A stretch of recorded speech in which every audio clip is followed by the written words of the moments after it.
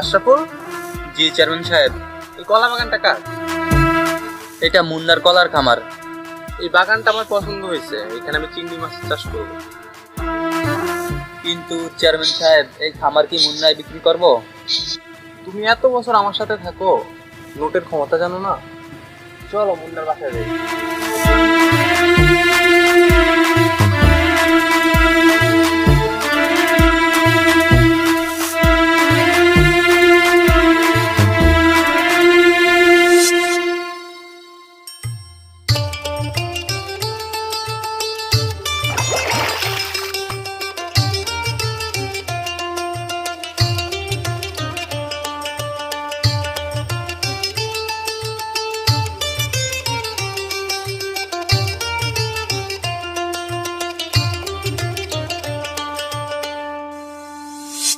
Chairman আমার বাড়িতে কি লিখে আইয়ে?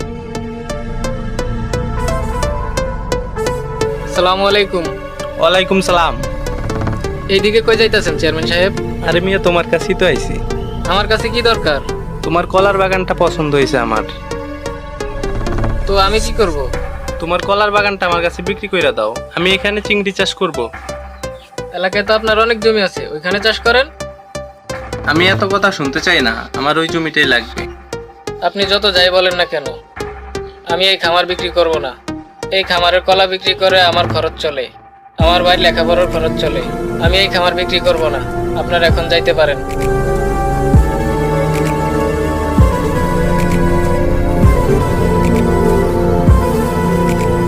বুঝছিলাম না চেয়ারম্যান সাহেব, ওই খামার বিক্রি করবে না। তুমি এত বছর আমার সাথে থাকো, জানো না সোজা আঙ্গুলে ঘি না উঠলে চামচ দিয়ে উঠাতে হয়।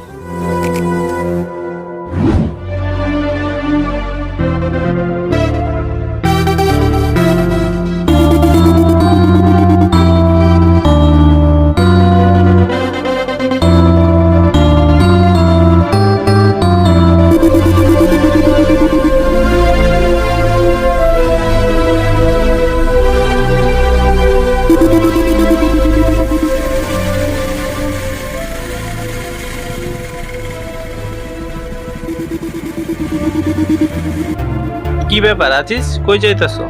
কলেজে যাইতাছি। হাইটটাই যাও কলেজে? মেন রোড কোন থেকে যায়া অটোতে উঠি।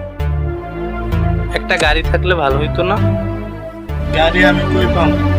তাছাড়া গাড়ি কিনতে অনেক টাকা লাগে, এত টাকা কি আমাকে আছে?